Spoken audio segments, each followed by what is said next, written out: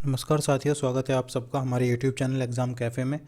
हम पढ़ रहे हैं मीडिएवल हिस्ट्री की आज तीसरी क्लास है और स्लेव डायनेस्टी तक हम कर चुके हैं। आज हम पढ़ेंगे खिलजी डायनेस्टी।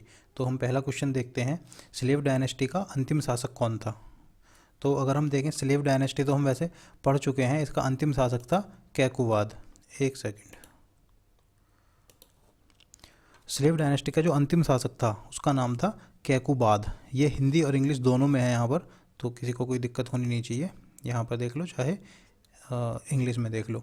मामलुक वंश का अंतिम शासक, मामलुक वंश बताया था, मामलुक वंश ही गुलाम वंश है, तो ये तो याद रह गया होगा, मामलुक वंश और गुलाम वंश एक ही बात है। तो अगला क्वेश्चन है, खिलजी वंश का संस्थापक कौन था। तो खिलजी वंश का संस्थापक था जलालुद्दीन खिलजी। तो इसने कैकुबाद की हत्या कर दी थी और इसने खिलजी वंश की नींव रखी थी, खिलजी वंश। और इसने खिलजी वंश की नींव जो रखी थी वो भी यहीं देख लेते हैं, वो रखी थी 1290 में। और दोस्तों थोड़ा तेज़ चलेंगे क्योंकि इसमें क्वेश्चन बहुत सारे हैं, तो वीडियो बहुत लंबी हो जाएगी नहीं तो।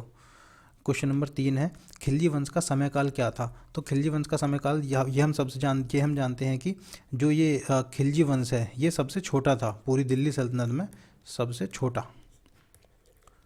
ठीक है। और सबसे बड़ा कौन सा था, वो तुगलक था, वो तुगलक के टाइम पे देख लेंगे, लेकिन अभी भी एक बार रिवाइज कर लेते हैं उसको। सबसे बड़ा तुगलक था और सबसे छोटा खिलजी वंश था। 1290 से और 1320 तक चला था।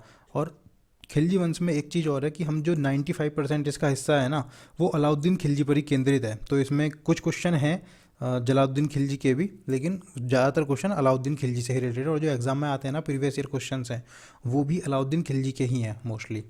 चलिए चलते हैं नेक्स्ट क्वेश्चन। जलालुद्दीन की ताजपोशी किस महल में हुई थी। तो इसकी ताजपोशी हुई थी किलो खरी में। ये आप जानते हैं, किलो खरी महल में हुई थी। इसकी बनवाया किसने था, कैकुबाद ने, जो स्लेव डायनेस्टी का लास्ट शासक था ना, अंतिम रूलर, उसने इसको बनवाया था किलो खरी महल को। अगला क्वेश्चन है, दिल्ली का पहला तुर्क सुल्तान कौन था जो उदार निरंकुशता में विश्वास करता था। उदार निरंकुशता समझ में ना आए तो आप यहाँ से देख सकते हैं इंग्लिश में, यह है लिबरल ऑटोक्रेसी। ये है लिबरल ऑटोक्रेसी। ठीक है। तो ये लिबरल ऑटोक्रेसी में करता था जलालुद्दीन खिलजी। तो जलालुद्दीन खिलजी को इतिहासकार बताते हैं कि ये थोड़ा लिबरल था, मतलब ये सभी धर्मों का सम्मान करता था और इसका ऐसा कुछ नहीं था कि मैं इस्लामिक शासन करूं। अगला क्वेश्चन है, जलालुद्दीन ने अमीर तुजुक के पद की पेशकश किसको की थी। तो ये अलाउद्दीन खिलजी को करी थी। और अलाउद्दीन और जलालुद्दीन खिलजी का रिलेशन क्या था। देखो, अलाउद्दीन खिलजी के जो पिताजी थे ना, वो बचपन में ही मर गए थे, तो जलालुद्दीन खिलजी इसका चाचा था और जलालुद्दीन खिलजी ने ही इसका पालन पोषण किया था। और इसके बाद इसका जलालुद्दीन खिलजी इसका ससुर भी बन गया था, मतलब जलालुद्दीन खिलजी ने अपनी बेटी की शादी अलाउद्दीन खिलजी से कर दी थी। तो चाचा कहो या ससुर कहो एक ही बात है। और जलालुद्दीन खिलजी को मारकर ही ये गद्दी पर बैठा था अलाउद्दीन खिलजी 1296 में। चलो अगला क्वेश्चन है, जलालुद्दीन के समय कारा मानिकपुर का सूबेदार कौन था। तो वो यही था अलाउद्दीन खिलजी। जब जलालुद्दीन खिलजी था शासक तो उस टाइम पे ये कारा मानिकपुर का सूबेदार था अलाउद्दीन खिलजी। मलिक छज्जू के विद्रोह को किसने पार किया था। तो ये भी अलाउद्दीन खिलजी ने ही उसको सरपास किया था। जो सरपास किया था ना इसको, अलाउद्दीन खिलजी ने ही किया था। चलिए नेक्स्ट क्वेश्चन है, अलाउद्दीन खिलजी किस वर्ष दिल्ली का सुल्तान बना। तो ये मैंने भी बताया था, 1296 में जलालुद्दीन खिलजी यानी कि अपने चाचा या अपने ससुर को मारकर ये गद्दी पर बैठा था। ठीक है। अगला क्वेश्चन है, धर्म पर राज्य का नियंत्रण किसने स्थापित किया था। तो धर्म पर राज्य का नियंत्रण आप जानते हैं मतलब क्या हुआ इस बात का, अलाउद्दीन खिलजी ने। मतलब है कि जैसे अब ये देख सकते हैं कि जो धर्म है और जो राज्य है, मतलब जो राज्य का कोई भी ऐसा वो नहीं है, धर्म पर अधिकार नहीं होता था। लेकिन पहली बार यही था अलाउद्दीन खिलजी जिसने धर्म को भी अपने राज्य के नियमानुसार चलाने का प्रयास किया और उलेमा वर्ग के प्रभाव से मुक्त रहा। ये इसकी ये खासियत थी कि इसने कोई जो उलेमा होते हैं ना उनकी बात नहीं मानी, इसने अपने अनुसार शासन चलाया था। इसने एक नए धर्म को भी चलाना चाहा था, अलाउद्दीन खिलजी ने चाहा था एक नया धर्म चलाना, लेकिन चला नहीं पाया था ये। अगला क्वेश्चन है, सिकंदर सानी की उपाधि किसने धारण की थी। तो इसको दूसरे सिकंदर की भी उपाधि दी जाती है। सिकंदर सानी का मतलब होता है दूसरा सिकंदर। ठीक है। तो ये एक बहुत महत्वाकांक्षी शासक था, दूसरा सिकंदर। तो इसने अपने आप को दूसरा सिकंदर भी कहा है अलाउद्दीन खिलजी ने। अगला क्वेश्चन है, अलाउद्दीन का प्रसिद्ध सेनापति कौन था जो मंगोलों से लड़ते हुए मारा गया? वो था जफ़र खान। ठीक है, जफ़र खान का बहुत अच्छा बहुत अच्छा सैनिक था ये एक, जो मंगोलों से लड़ाई के समय मारा गया था। और जब इसने लड़ाई करी थी तो ये तो मंगोल 30 माइल पीछे तक धकेल दिया था इसने मंगोल को।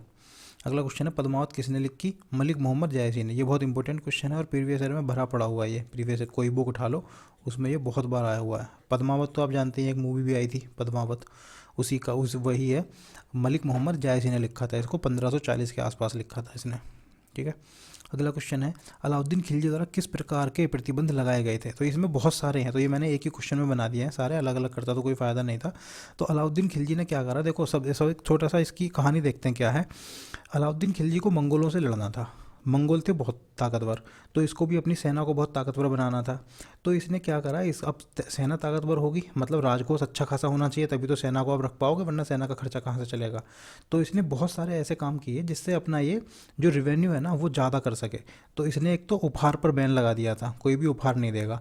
जो पेंशन थी ना, इसने पेंशन को भी रोक दिया था। और इसने क्या काम करा था, जो दान में भूमि मिली थी ना लोगों को, वो इसने सारी भूमि छीन ली थी। ठीक है, शराब पर इसने रोक लगा दी थी, और अमीरों के बीच में वैवाहिक संबंध से भी इसने रोक लगा दी थी। किस लिए लगा दी थी? ताकि इसके खिलाफ कोई षड्यंत्र करके और विद्रोह ना कर सके। ठीक है, तो इसने ये काम किए थे, ये याद रखना है दोस्तों। अगला क्वेश्चन है, जब अलाउद्दीन ने देवगिरी पर हमला किया तो देवगिरी का शासक कौन था? देवगिरी का शासक था रामचंद्र देव। देखो, रामचंद्र देव को अलाउद्दीन ने हराया, ठीक है, और इससे बोला कि तुम अपने एक प्रांत की कमाई दिल्ली भिजवाते रहोगे। ठीक है, लेकिन कुछ दिन तो इसने भिजवाई रामचंद्र ने, थोड़े दिन बाद इसने भिजवानी बंद कर दी, और उस समय तक फिर अलाउद्दीन जो है ना राजा बन चुका था।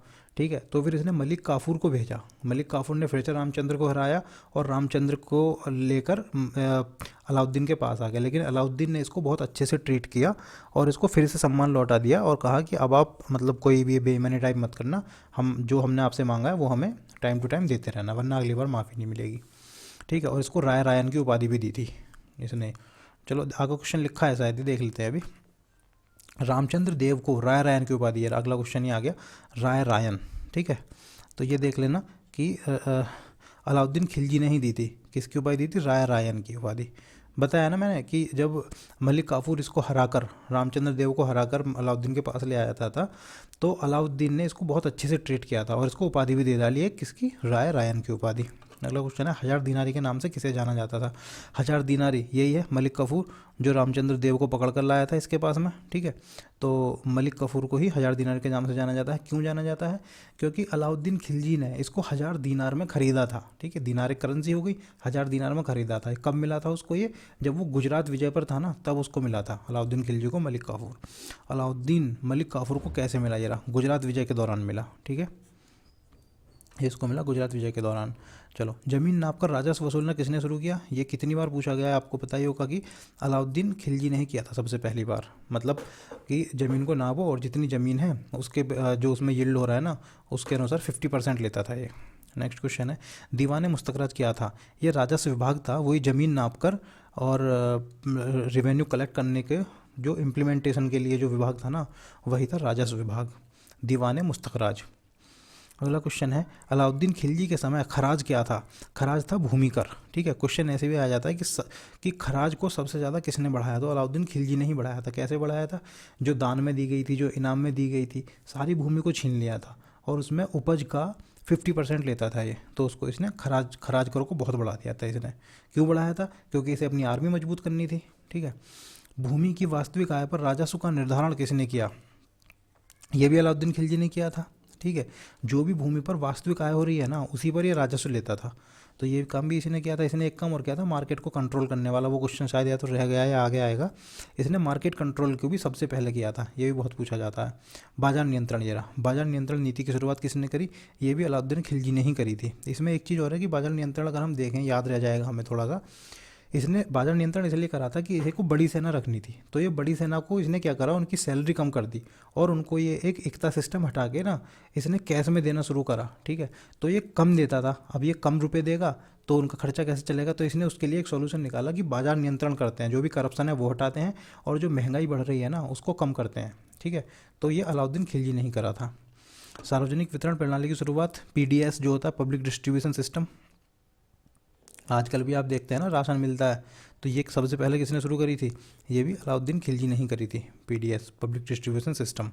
अगला क्वेश्चन है, घड़ी और चराई कर क्या थे? ये घड़ी नहीं है, ये घड़ी होगा, घड़ी, ये है घड़ी, घड़ी बोलते हैं इसको, घड़ी नहीं घड़ी, ठीक है।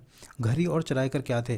तो ये कर थे एक तरह के, मतलब घड़ी कौन सा था? घर पर टैक्स लगने वाला, कि आप जिस घर में रह रहे हो उसका भी टैक्स दो, क्योंकि उसे तो टैक्स बढ़ाना ही था ना। और चराई क्या है? जहाँ पर आपके जो भी आपके पशु हैं वो चरते हैं ना, तो वो चराई कर था, ठीक है। अगला क्वेश्चन है, अलाउद्दीन खिलजी के समय दिल्ली सल्तनत और मंगोलों के बीच सीमा क्या थी? ये थी रावी नदी।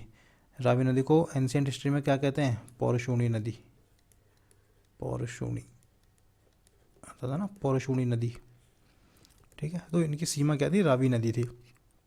अगला क्वेश्चन है, खुद को खलीफा किसने घोषित किया था? ये मुबारक खिलजी ने किया था। ये अंतिम शासक था इनका, खिलजी डायनेस्टी का अंतिम शासक था मुबारक खिलजी, ठीक है, खिलजी वंश का अंतिम शासक। अगला क्वेश्चन है, हु डिक्लेयर्ड हिमसेल्फ खलीफा? ये तो यही होगा, इसका इंग्लिश वर्जन है। पैगंबर के कमांडर की उपाधि नसरुद्दीन खुसरो ने करी थी।